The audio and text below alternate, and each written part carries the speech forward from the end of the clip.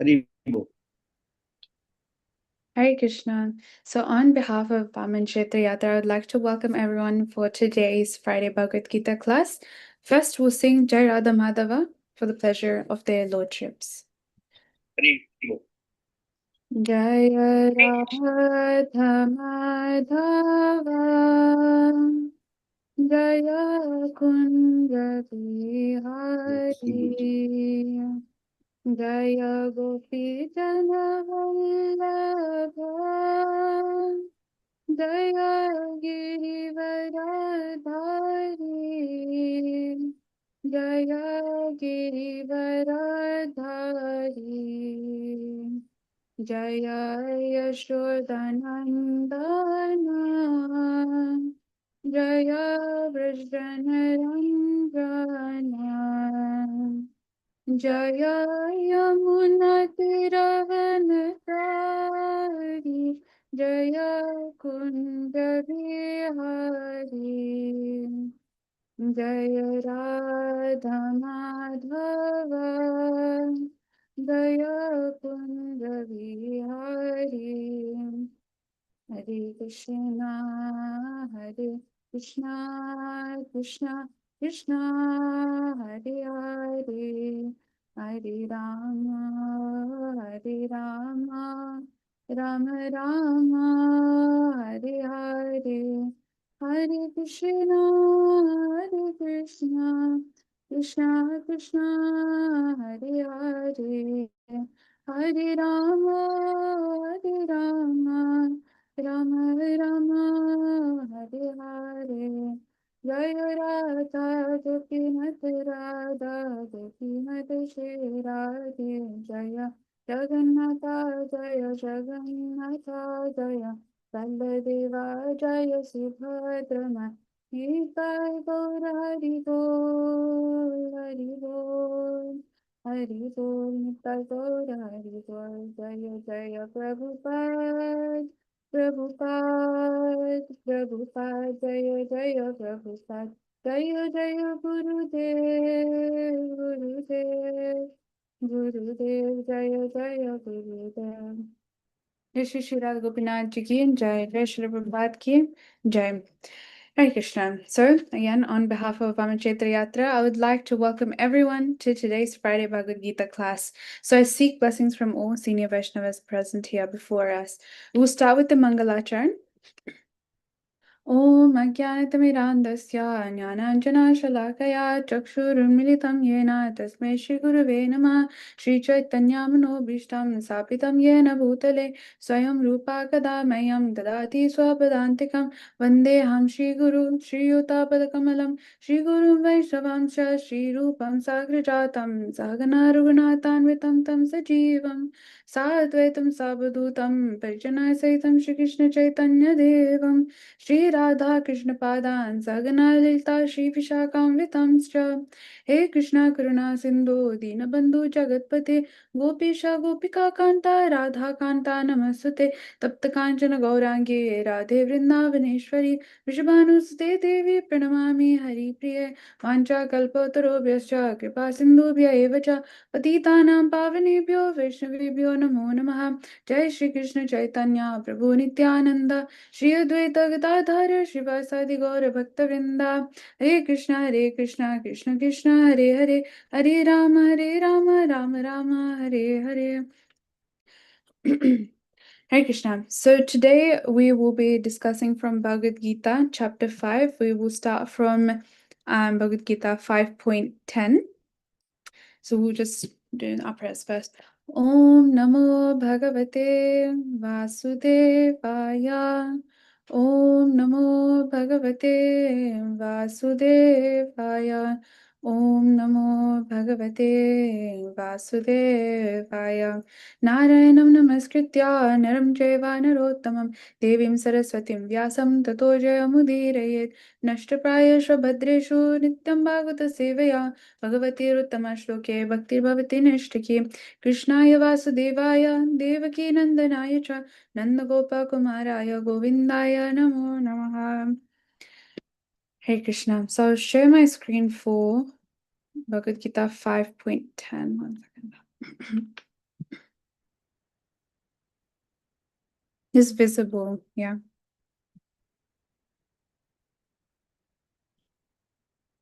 Okay. So we'll start from Bhagavad Gita, verse 10. So I'll read it.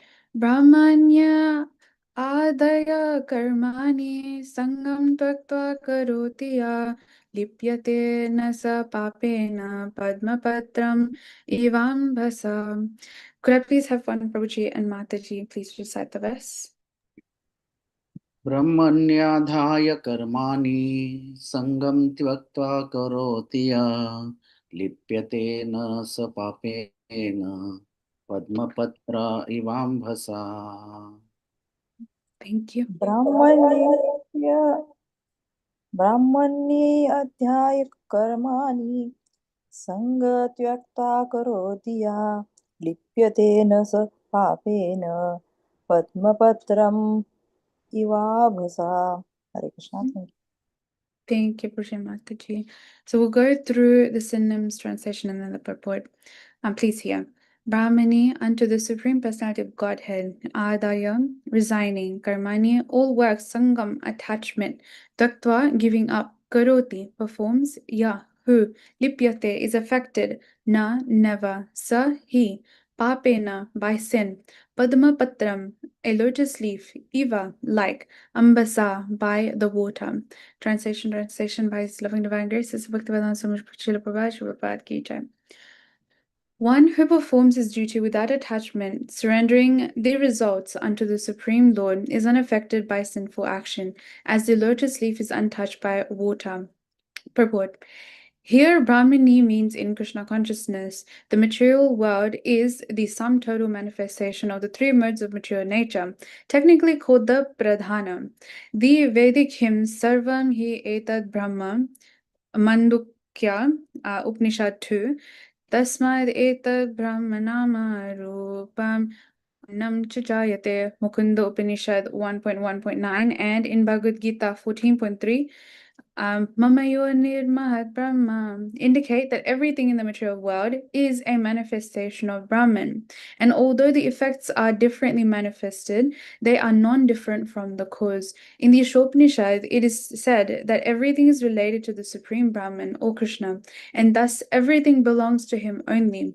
One who knows perfectly well that everything belongs to Krishna, that he is a proprietor of everything, and that therefore everything is engaged in the service of the Lord, naturally has nothing to do with the results of his activities, whether virtuous or sinful. Even one's material body, being the gift of the Lord for carrying out the particular type of action, can be engaged in Krishna consciousness. It is then beyond contamination by sinful reactions, exactly as the lotus leaf. Though remaining in the water, it is not wet. The Lord also says in Bhagavad Gita 3.30, Mai sarvani karmani sanyasya, resign all works unto me, Krishna. The conclusion is that a person without Krishna consciousness acts according to the concept of the material body and senses, but a person in Krishna consciousness acts according to the knowledge that the body is a property of Krishna and should therefore be engaged in the service of Krishna. So we'll just discuss this first before we go to the next one.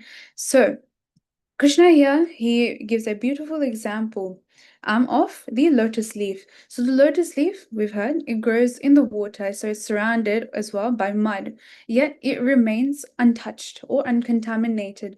The water just rolls off its surface without actually sticking to it.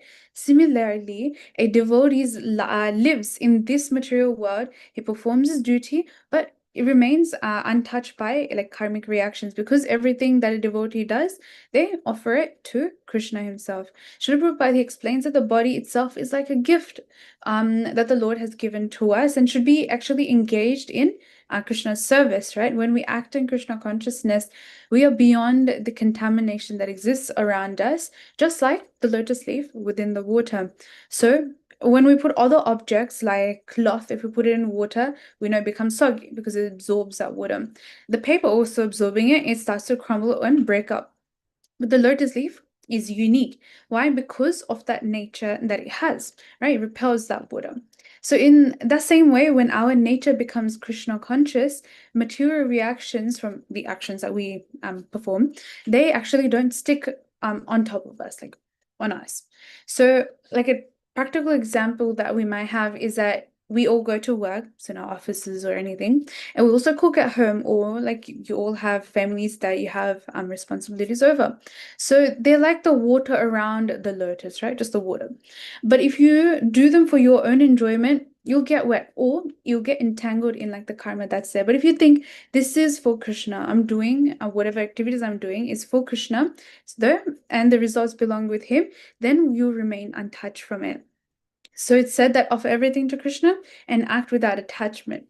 And so this is exactly, so we'll go through to an example, exactly what King Rantideva, he demonstrated. He lived in the world, of course, and faced extreme hardship. Like he was a king, but he did experience hardship from his side and he didn't show it. Yet he remained untouched by selfish motives. He did not want anything selfishly because his every thought and action was for the pleasure of the Lord. And so now we'll go through to his pastime.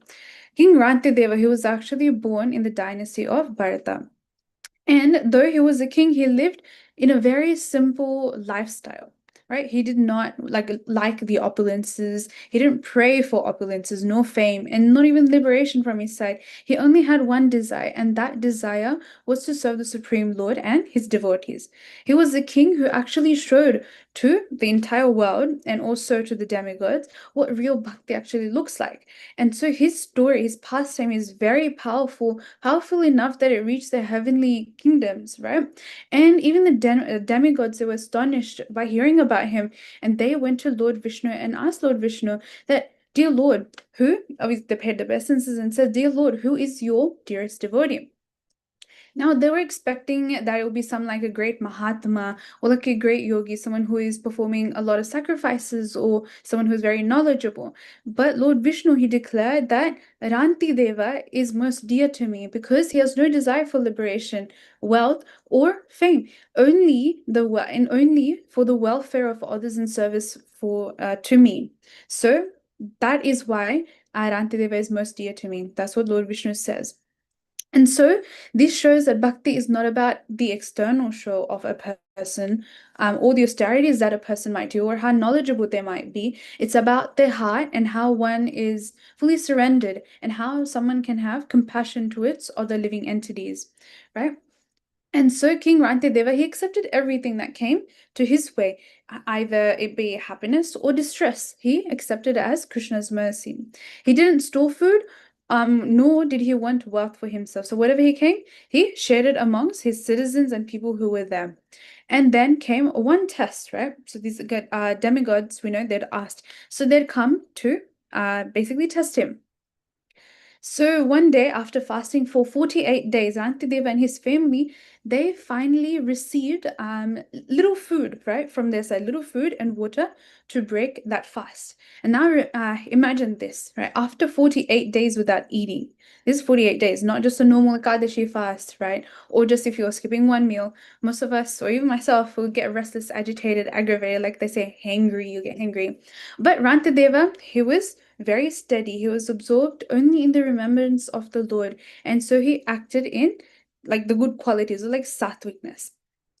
So just as he had his plate ready, and just as he was about to eat, a Brahmana appeared. And the Brahmana asked, "My dear king, I'm very hungry. Can you please give me some food?" And so Rantideva looked at this Brahmana, and without any hesitation, right? So Rantideva, he saw in each and every living entity that the Supreme Lord was residing within. So without any hesitation, Rantideva, he halved his rice that he had in the plate and gave it to the Brahmana. And then came the Shudra. So after the Brahmana had eaten and left, the Shudra came along. And the Shudra again said, "My dear king, for many days I am like basically haven't had any food. Can you please give me some food?" And again, Ranti Deva, he portioned. So the half that he had, he gave half of that. So he only had quarter left. So he gave the food to the Shudra. And again, so now he only had that quarter plate of rice and a glass of water with him. What happened after that is another guest arrived, but this time he came with some dogs surrounding him. And then again, this guest also asked for some food. And Rantideva, he gave the remaining food or the rice that he had left. And so, in this way, what was left with Rantideva was just a glass of water to break his fast. And so, again, in a short time, a Chandala, so a person who's considered like the lowest in the society, he came. He says, "My dear king, please give me some water. I am really, really thirsty." Now, Rantideva, he looked at the water because he knew that's the only way he could break his fast. But then he looked at the man again. He felt compassion. And then, without even thinking about himself or like breaking his fast that he had fasted, he gave the water away to that Chandala. And so, in this way, this is a pure compassion that a heart of a devotee, right? Antideva, he didn't see distinctions of the caste or the status of the people that came to him for help. He saw every soul as part of Lord Krishna and served them as service to the Supreme Lord.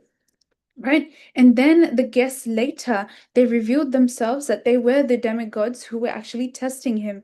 And they realized that Rantideva, King Rantideva, truly had the heart of selfless devotion. And they're questioning him, how was this possible? Right? And like, what do you actually want, like desire within your heart? So he says, and this shloka is from Bhagavatam. So he says, न कामयेऽहं गतिमीश्वरात् परम् अस्तार्तियुक्तम् अपुनर्भवं वा आर्तिं प्रपद्ये किल देहभाजाम् अन्तःस्थितो येन भवन्ति adukkha. He says, I do not pray to the Supreme Personality of Godhead for the 8 perfections of mystic yoga. So he doesn't want to be a mystic, nor for salvation from repeated birth and death. He doesn't want liberation. I only want to stay among the living entities and suffer all the distresses on their behalf so that they may be freed from suffering. And that's what the devotee thinks, right? Why would others suffer? Let me have it on their behalf. It's like Kunti Maharani, right? So now so King Rantideva lived this verse that we have just seen, 5.10, very perfectly. He had no attachment to food, water, or even his own survival. Every action of giving away the food, giving away the water was offered to the Lord or his devotee. And so he saw himself as the instrument, or not the enjoyer. Right?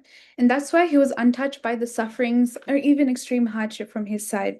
So Srila Prabhupada, he explains that a pure devotee does not desire liberation or material gain, but he only desires service to Krishna, service to devotees. Compassion also is one point. Compassion for all living beings is one of the symptoms of real bhakti. And so by acting without selfish motive within us or within anyone and offering everything to Krishna, one becomes freed from all the actions. And this selfless service that we offer to Krishna and devotees is the thing that gives us the real happiness. And so this way we will go to the next verse. One second. कायेन मनसा बुद्ध्या केवलैरिन्द्रियैरपि योगिना कर्म कुर्वन्ति संघं त्यक्त्वात्मा शुद्धय. Could I please have one Prabhuji and Mataji please recite the verse? कायेन मनसा बुद्ध्या केवलैरिन्द्रियारपि योगिना कर्म कुर्वन्ति सङ्गं त्यक्त आत्मा शुद्धे. Thank you, Mataji. आयेन मनसा बुद्ध्या केवलैरिन्द्रियारपि योगिना कर्म कुर्वन्ति सङ्गं त्यक्तात्मशुद्धये. Thank you, Prabhuji.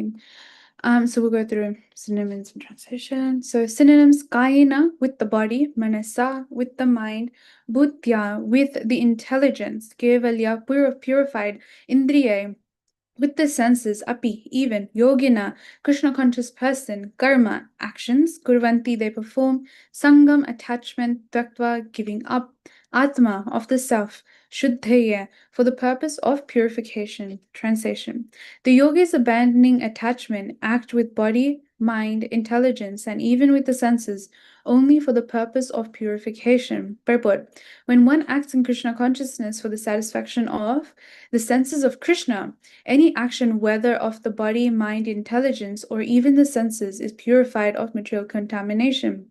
There is no material reactions resulting from the activities of a Krishna conscious person. Therefore, purified activities, which are generally called sadachara, can be easily performed by acting in Krishna consciousness. Sri Rupa Goswami, in his Bhakti Rasamrit Sindhu 1.2.187, describes this as follows. Iha yasya haridasya karmana manasa gira nikhila swaha apya avastaosu jivan mukta sa uchyate. A person acting in Krishna consciousness, or in other words, in the service of Krishna with his mind, with his body, mind, intelligence, and words, is a liberated person, even within the material world, although he may be engaged in many so-called material activities. He has no false ego, for he does not believe that he is the material body or that he possesses the body. He knows that he is not the body and that this body does not belong to him.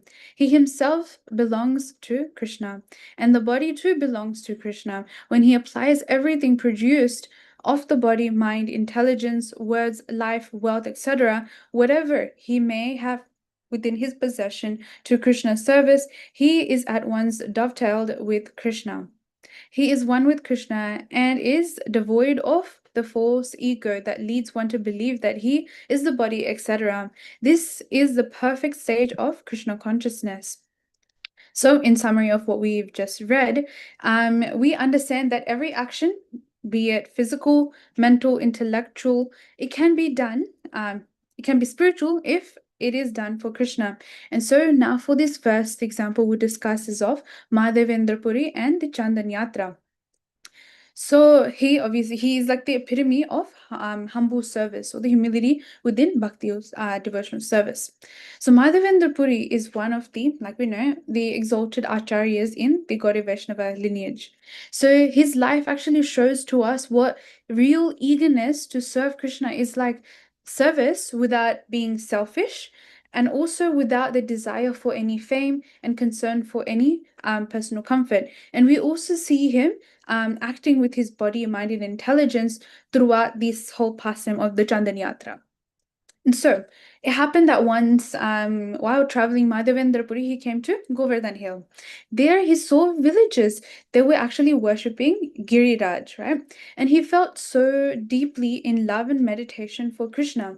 So what happened is that night, obviously I'm condensing the story a bit, but that night, Gopal, so like Krishna, Gopal, the Supreme Personality of Godhead, he actually appeared in the dream of Madhavendra Puri. And Gopal was saying that, dear Madhavendra Puri, I have been hidden in the forest for so long. Please find me, as in like the deity version of him, and install me on Govardhan Hill.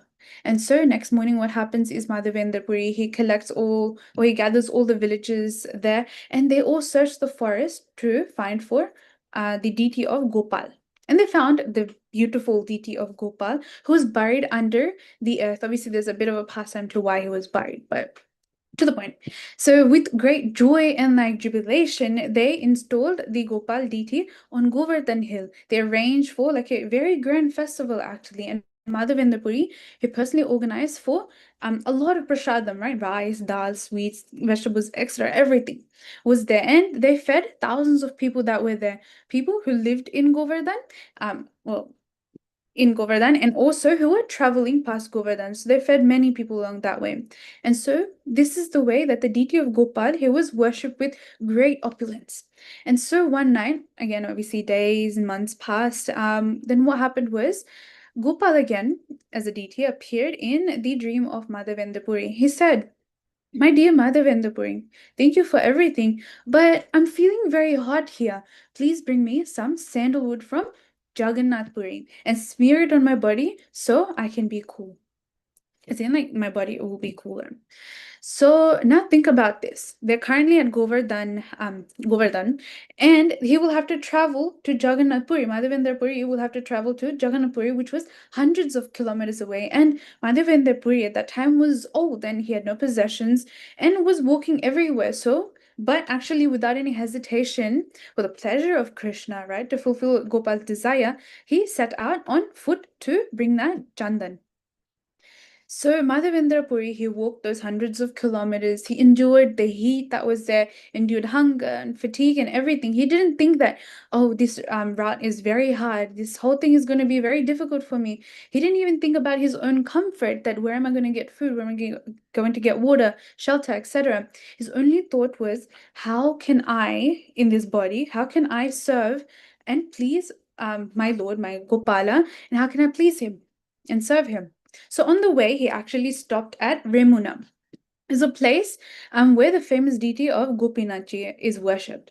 There he saw the offering of kheer that was being offered to Gopinath. And he thought, if I could actually taste a little of that sweet rice, I could learn to make it for my Gopala. But again, just as he thought of this, he immediately felt very ashamed. And he said, how could I think to eat this kheer myself? I should not desire food. And so what he did was he immediately, obviously, paid his obeisance and he immediately left the temple. And he sat outside chanting, seeking forgiveness. And so, but Krishna, he could not resist the love of his devotee. He understood the actual desire of his devotee. So that night, Gopinathji, he appeared in the dream of the Pujari. And he said to the Pujari, my dear Pujari, I have stolen a pot of sweet rice for Madhavendra Puri. Please find him and give to him that sweet pot of rice. So this Pujari is like, okay, so he got the sweet rice and was searching for Madhavendra Puri. And when he found him, he told them what happened in the dream and gave it to him.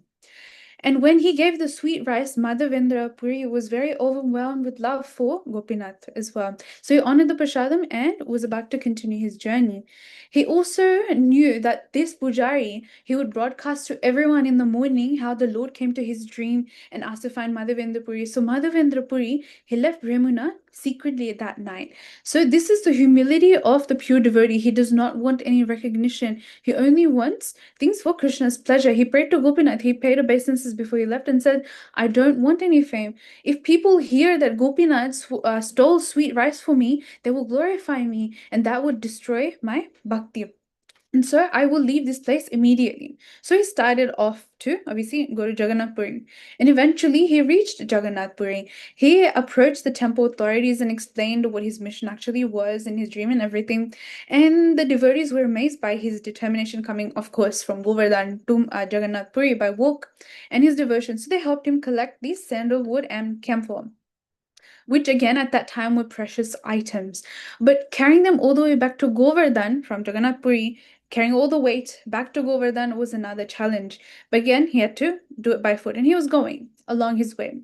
And so when he was obviously on his return journey, Gopal again appeared to him within his dream and said, Dear Madhavendra Puri, you don't need to come all the way back to Govardhan.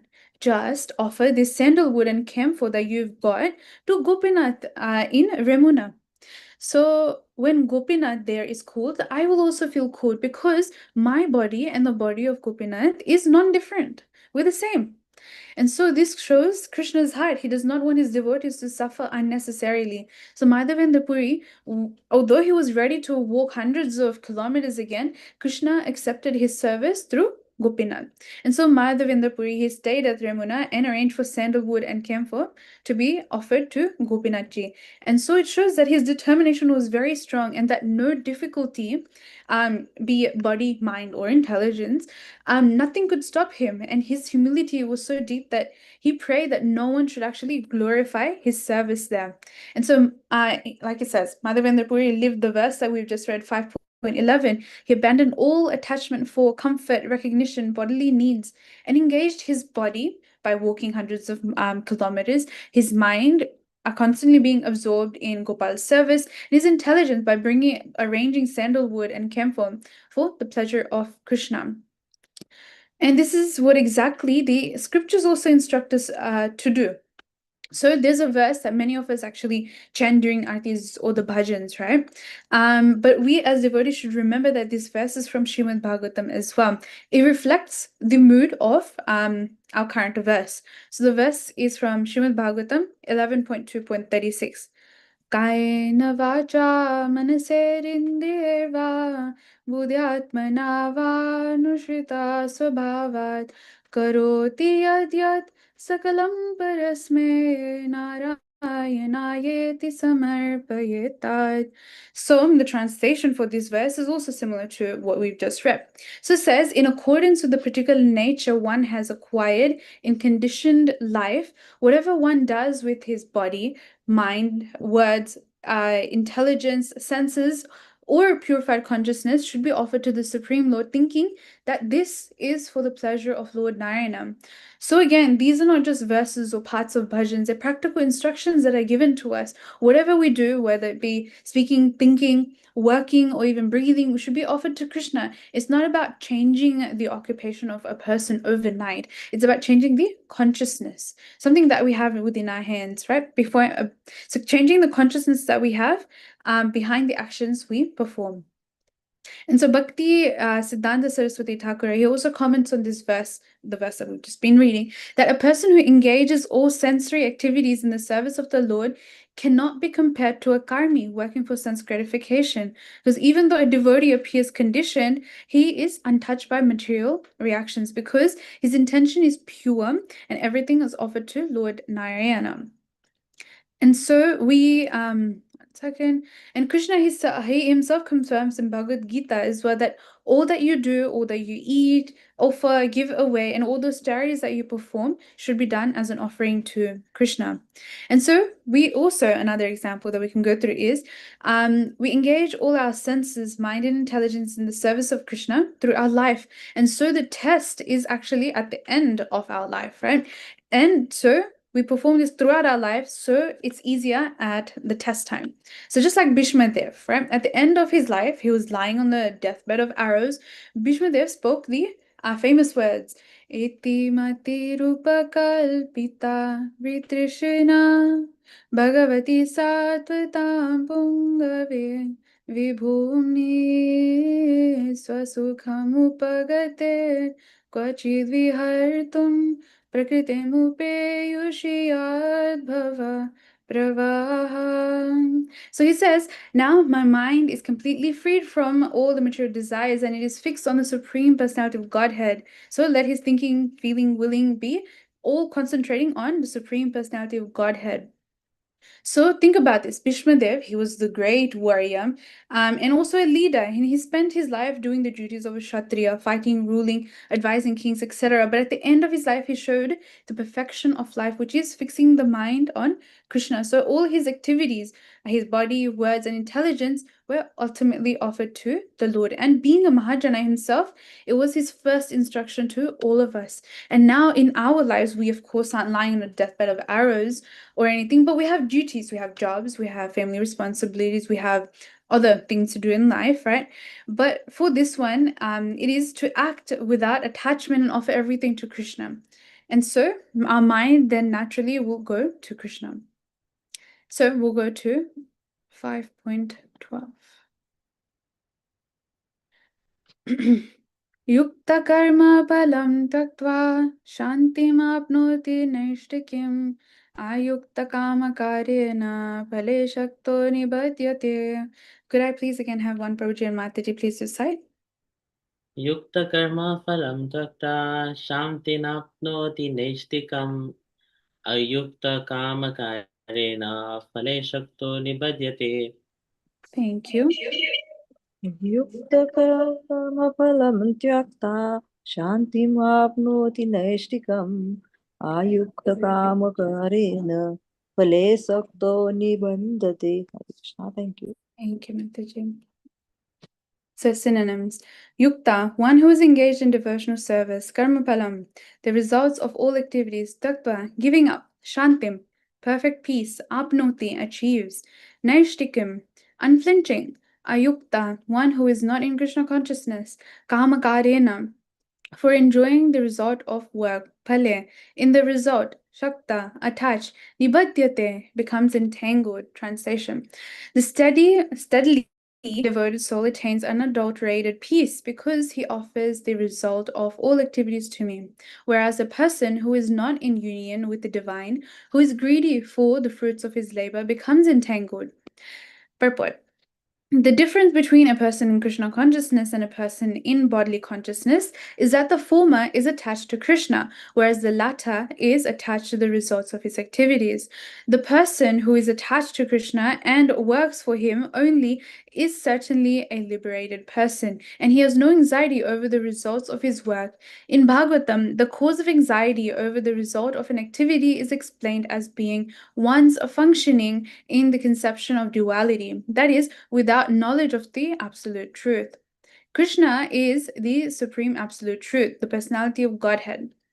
In Krishna consciousness, there is no duality. All that exists is a product of Krishna's energy, and Krishna is all good. Therefore, activities in Krishna consciousness are on the absolute plane. They are transcendental and have no material effect. One is therefore filled with peace in Krishna consciousness, but one who is entangled in profit calculation for sense gratification cannot have that peace. This is the secret of Krishna consciousness, a realization that there is no existence besides Krishna is the platform of peace and fearlessness. So we'll discuss this verse of it. So this is a summary of what we've read. Krishna is saying that peace comes not by abandoning work itself, but by abandoning the attachment to the results and offering everything to Krishna. There's another pastime that we can go through for this verse, and the pastime is of Jada Bharat. So we know it, so we'll just go through the initial parts in brief detail. So Jada Bharat, he was the son of in his third life, son of a learned Brahmana. And so in his second previous life, he was the great King Bharat. Obviously, he became attached to the deer, and then he took the birth as a deer, and then he obtained this third life, right? As Jada Bharat. And this time, he made sure not to repeat that same mistake again from his side. And so he lived like a very dull, very silent person. Even in his childhood, he was not too attached to his family members because they were materialistics. His father did try to teach him, obviously, scriptures and everything because he was a Brahmana. But this Jada Bharat obviously didn't pay too much attention because he just wanted to act really dull and silent. And he tried to act like a dumb person at that time because he did not want attachment towards anybody. So outwardly he appeared as like a lazy person, right? To avoid material entanglement. He did not seek honor, wealth, or any comfort. Performed his duties, all of his duties, without any attachment. He was always absorbed in the remembrance of the Supreme Lord. People often made jokes of him, mocked him, and thinking he was mad, but internally only Jada Bharat knew, and Krishna of course, that he was very peaceful and blissful. He had the remembrance of his past lives, what he had done, and what he has to do in this life. So one day what happened was Jada Bharat, he was going through the forest. And there was a king and his palanquin, obviously his soldiers, they were carrying the palanquin around. And so these soldiers, they were obviously going through the forest, and they were thinking that we need another person to help us carry the king. It's a really tough track and we need another person's help. So Jada Bharat, obviously walking on his track, these soldiers saw him and they kind of asked Jada Bharat to help out. They saw that Jada Bharat was young and he was obviously strong. It says strong as an axe. So he basically was very strong built, so they called him over, and Jada Bharat he helped carry. But the thing was, Jada Bharat, obviously seeing that Krishna resides as a Paramatma within every single creature, he tried to avoid stepping on the ants. And so when he was avoiding stepping on the ants and trying to carry the palanquin of the king, he was walking in uneven ways. So that obviously shook the palanquin of the king, and the king, obviously feeling discomfort, he became angry and insulted him and said, "You are a lazy person and you don't know how to do your job properly. Why can't you carry the palanquin right?"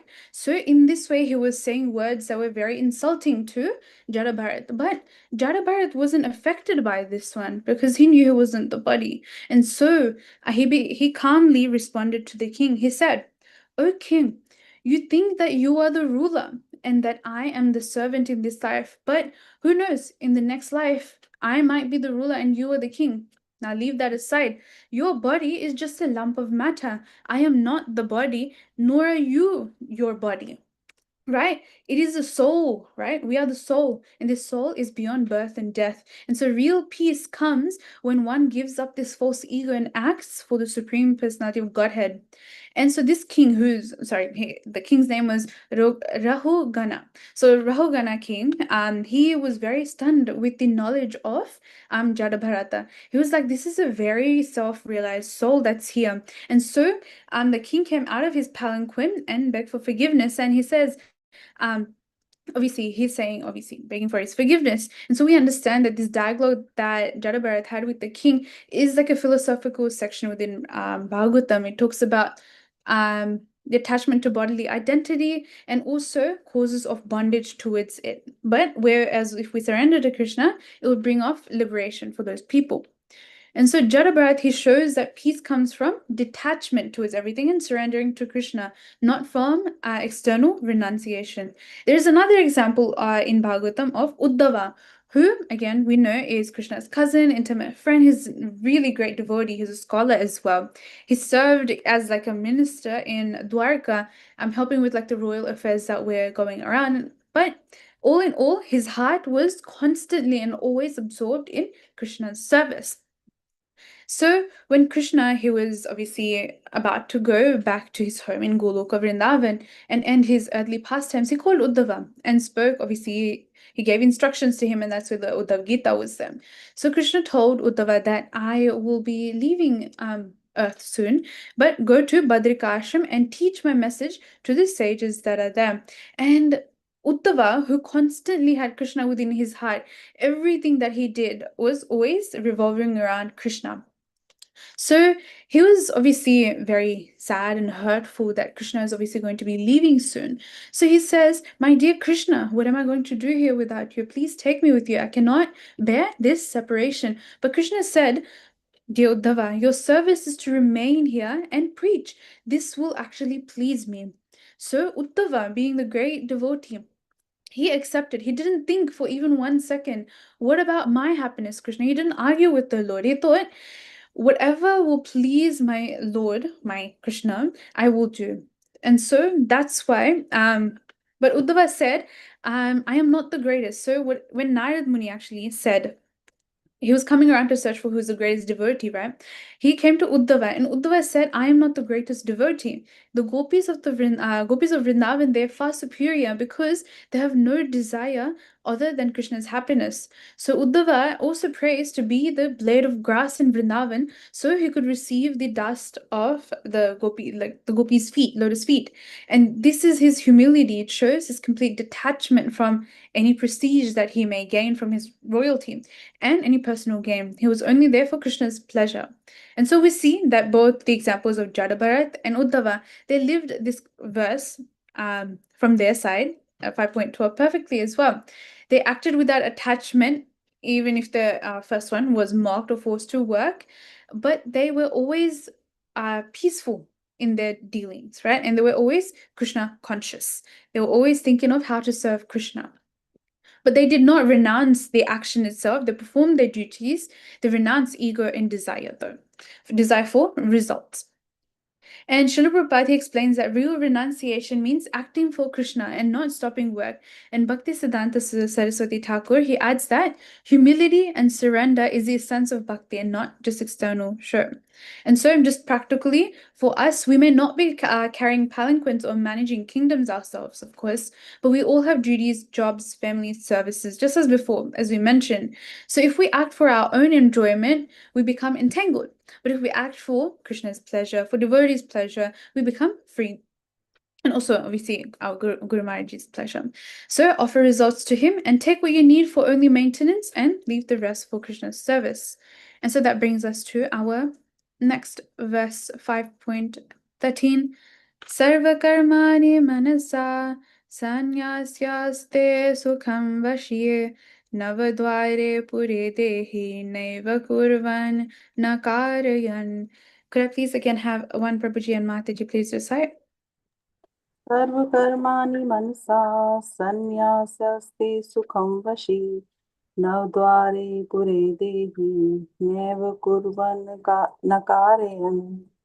Thank you, Mataji.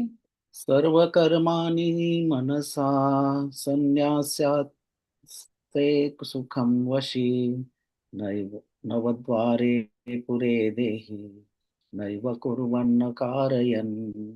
Thank you, Prachi. So synonym sarva, all karmani, activities, manasa, by the mind, sannyas, yeah, giving up, asate, remains, sukham, in happiness, vashi, one who is controlled, navadwari, in the place where there are 9 gates, pure, in the city, dehi, the embodied soul, na, never, eva, certainly, kurvan, doing anything, na, not, karyan, causing to be done. Translation. When the embodied living being controls his nature and mentally renounces all actions, he resides happily in the city of 9 gates, the material body, neither working nor causing work to be done. Purport. The embodied soul lives in the city of 9 gates. The activities of the body or the figurative city of body are conducted automatically by its particular modes of nature. The soul, although subjecting himself to the conditions of the body, can be beyond those conditions, if he so desires. Owing only to forgetfulness of his superior nature, he identifies with the material body and therefore suffers. By Krishna consciousness, we can revive his real position. He can revive his real position and thus come out of his embodiment. Therefore, when one takes the Krishna consciousness, one at once becomes completely aloof from bodily activities. In such a controlled life, in which his deliberations are changed, he lives happily within the city of 9 gates. The 9 gates are mentioned as follows. Navadware pure dehi hamsho le layate pahi vashi sarvasya lokasya sthavarasya charasya cha. The Supreme Personality of Godhead, who is living within the body of the living entity, is a controller of all living entities all over the universe.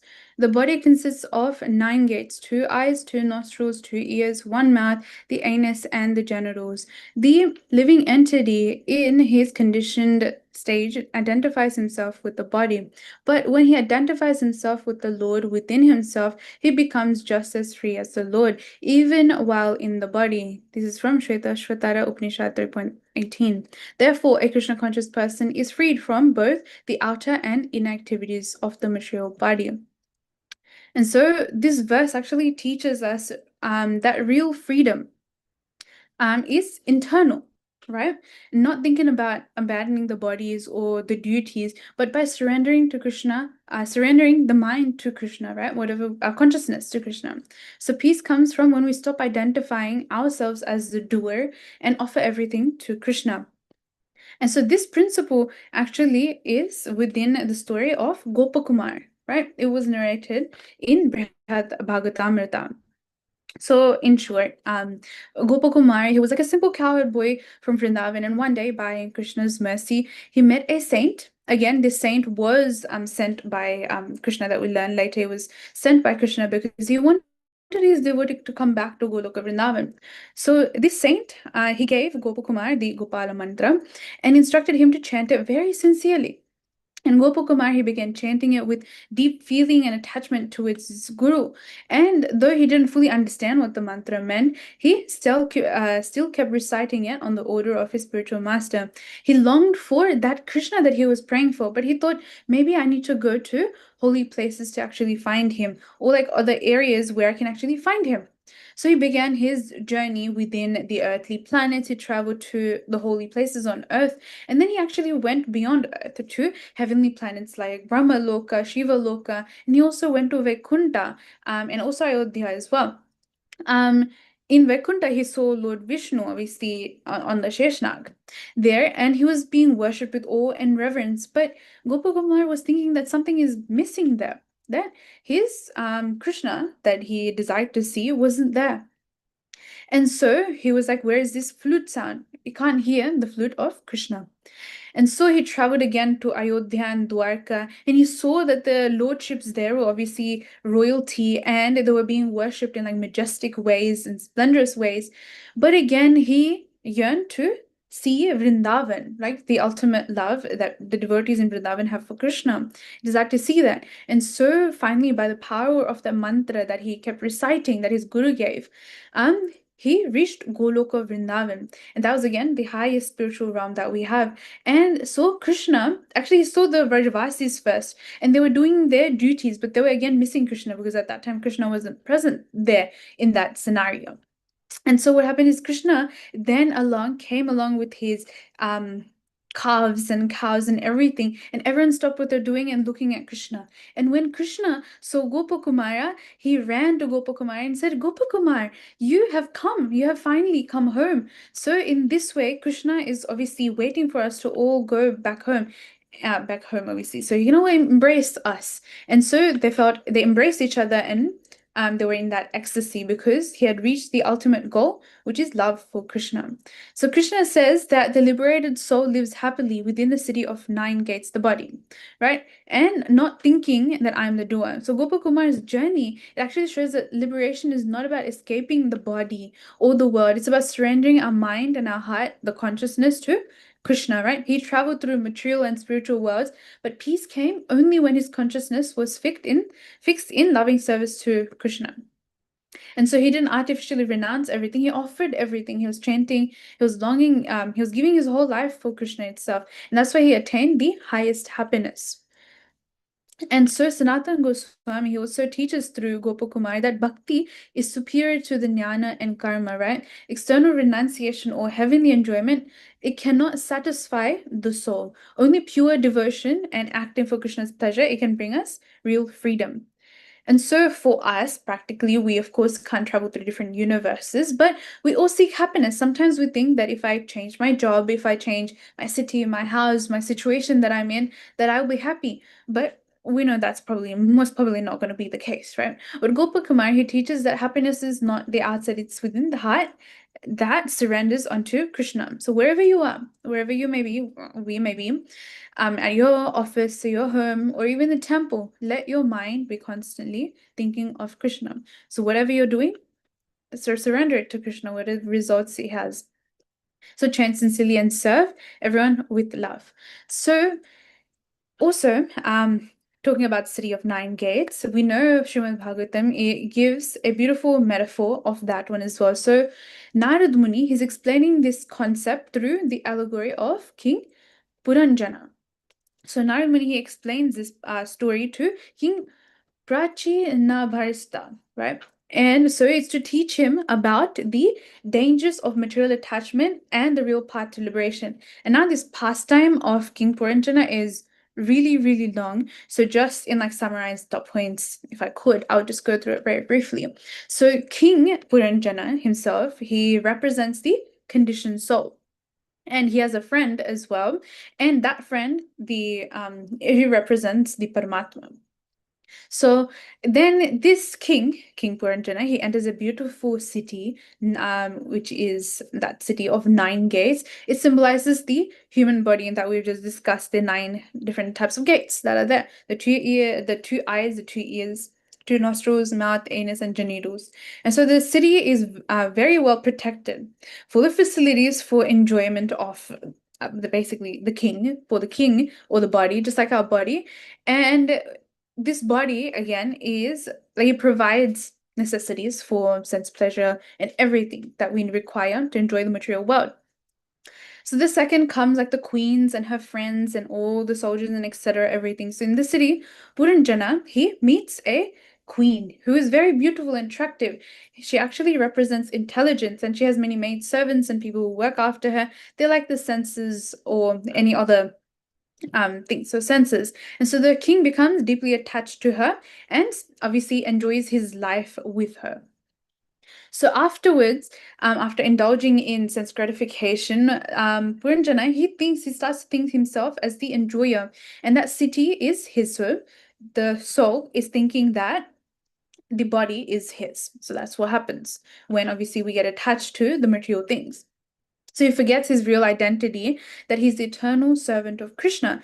And he performs then sacrifices and duties and everything for material gain, but not for the pleasure of the Supreme Lord.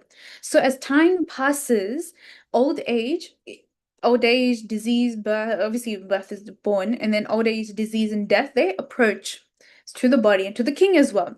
And so he suffers because of his attachment to the body and the family that he has. And after death, due to his desires that he has accumulated throughout his lifetime, he takes birth as a woman because at the point of the death of the king, he is thinking of his wife. So obviously we know whatever you're thinking at the end of your life, you become that in your next life. So at that time, he was thinking of his wife, and that's why in his next life, he becomes a woman.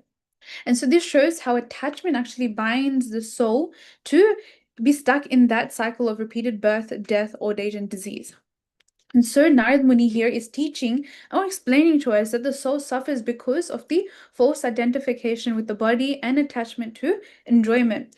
Real happiness actually comes when you use the city of 9 gates that we have for Krishna's service, not for selfish pleasures from our side. So going to our current verse 5.13, translation there.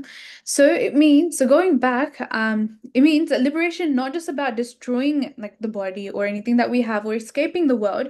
It's about internal renunciation, giving up the mentality that we are the enjoyer, but offering it all to Krishna himself. And so when the mind is surrendered, right, then the 9 gates, they no longer bind us because they're controlled, right? You're controlling your senses that way. And so we live peacefully, even in the body, because we act for Krishna and not for our own senses. And so these 9 gates, as Srila Prabhupada explains, that we should use them as facilities for service. The eyes, they can see the forms of the deity, the Lord himself. The ears can hear kirtan or Bhagavad Gita that we're doing right now. The tongue can taste prasadam and also chant the holy names, etc., etc. And the nose can smell the flowers that's been offered to Krishna. And so when these gates serve Krishna, the city actually it becomes like a temple. And when they serve the senses, so when we serve the senses, it becomes like a prison. So we got to decide to make our body like a temple or like a prison. And so Bhaktisiddhanta Saraswati Thakur says real sannyasa means to give up the mentality of being the enjoyer, and accept Krishna as the enjoy itself. So we're not the enjoyer, Krishna is the enjoyer. So we all live in the city of 9 gates. But the question is, who is the master? And we know Krishna is the master, right? Rishikesha. But if we think that I am the enjoyer, then we're like Puranjana. But if we think that I am Krishna's servant, then we're peaceful even while doing our duties. And so we use all our senses for Krishna's service. Just going. And so then we will come to the end of our class here. Thank you so much for bearing with me. If I've made any mistakes, please forgive me. Srimad Bhagavad Gita ki jai. Jai Shri Shri Radha Gopinath ji ki Jai. Srila Prabhupada ki jai. Jai.